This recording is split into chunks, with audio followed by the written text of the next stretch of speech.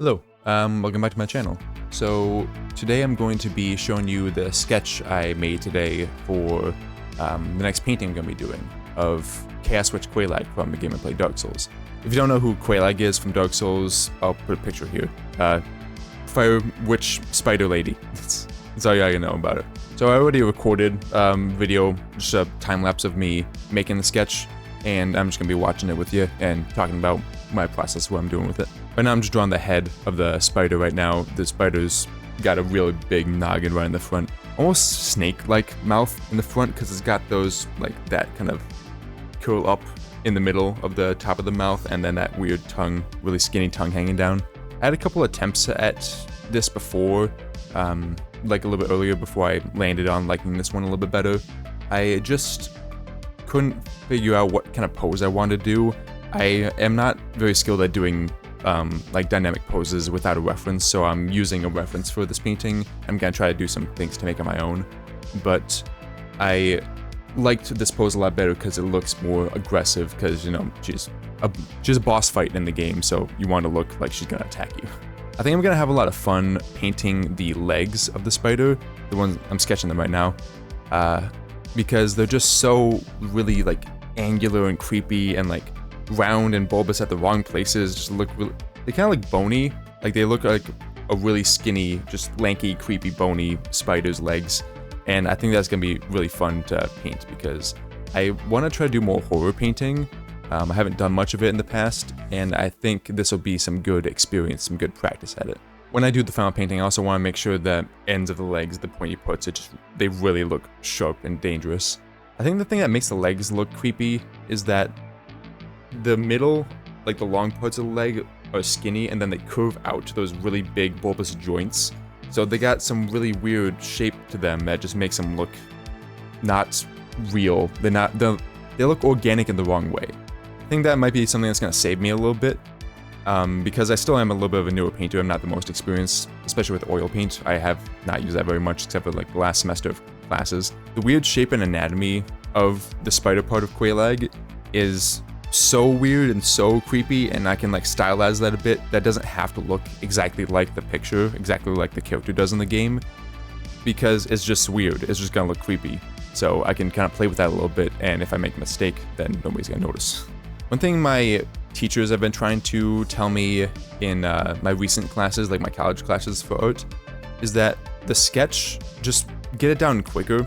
I still need to work on that, but the reason for it is you want to get the shape down before you do any detail, because if the shape is wrong, if the proportions are incorrect, you want to be able to fix that before you start committing to all the little details and have to take away more and more just to fix something that should have been done way earlier. So if you just get the real basic shapes down before anything on the micro, you will have a lot better chance of getting something that you like that looks good and proportional, and you're happy with it in the end. One thing I kind of messed up on through the whole process of drawing the spider part of Quelaag was I kept trying to put the top of the head a little too high. I just thought, okay, the spider's gotta be big and creepy because that's like the part with the most detail in it. But then I would start to sketch and realize, oh, the woman part is gonna get cut off at the top, so this is a problem. So in the final painting, I'll probably keep the spider part a decent size, but still have enough space to keep, obviously, the full woman part on there, because you want to see the whole picture. So the proportions on the sketch aren't going to be exactly what you see on the painting, but it's going to look better on the painting. I think one of the things that makes Quelaag such a cool boss to me, such a cool character design, is because in the Dark Souls game where everything's kind of dreary, everything's dystopian and really run down and scary and creepy, there's all these weird elements of sickness and just plague and all this terrible stuff, is that Quelaag is this contrast between like a beautiful woman on the top and then this creepy ass giant really weird looking spider on the bottom, and every part of it is dangerous. The spider and the woman are both really dangerous for this boss fight. And that kind of represents the duality of the game, because a lot of the game is really beautiful and enjoyable and fun, and you kind of have this back and forth of, oh wow, this is a really fun game, and then, oh man, this is super tough and like really a bummer. Like, this is kind of getting me down a little bit because it's such a sad, kind of dreary setting and topic. So this creature, this boss fight actually kind of represents that, because there's a part that's kind of nice and a part that's kind of scary, but it's all dangerous because it all hurt you. Because a lot of times the good parts of the game will also come to bite you in the ass later on. If you're sitting on the edge of a cliff watching a beautiful sunrise over the horizon, usually if you take a little bit too long, then there will be a monster behind you that kicks you off the cliff. So every part of the game can bite you a little bit, even the good parts. I think I'm going to change the face a bit for the painting, because I made the face a little bit too just neutral in the sketch. It just kind of looks like she's with no emotion. So I want, because she's in that dynamic pose where she's coming down with the sword attacking, that I guess you'll see more when I'm finished with it, then she should have a really like angry attacking face as well. Like she should have the emotions of murder. I'm gonna kill this character, monster, or whatever is in front of her. So I think I need to arch the eyebrows down a little bit more, squint the eyes up a little bit, and then keep the mouth more open, maybe show some teeth. Because right now she kind of looks like she's browsing the menu at a restaurant. With the hand here on the right side of the picture, I kind of always had this thing where I'm not sure how to do that overlapping thing. Like if there's something covering up the thing that's connecting, then does this just look like my hand's coming straight out of my sleeve right here, even though there's supposed to be a whole arm behind it? You know, with context clues, because you know that a hand doesn't do that, but every time I draw it, I get in my head and think, oh no, it just looks like her hand's coming out of her elbow there. But if I zoom out a little bit and look at it as a whole picture, it does make sense. So I think I'm okay with it being like that. So I do like that hand pose right there, where she's just kind of like got her hand with her big claws out. I didn't include her nails in the sketch, but I'm going to for the final painting. She's got these really long, spike-like purple nails that look like it could stab through your skull. One thing that might be a little bit difficult for me is going to be the effects of fire that I want to put around her, because she's a fire witch. She has like these fire powers that she attacks you with in the game when you fight her.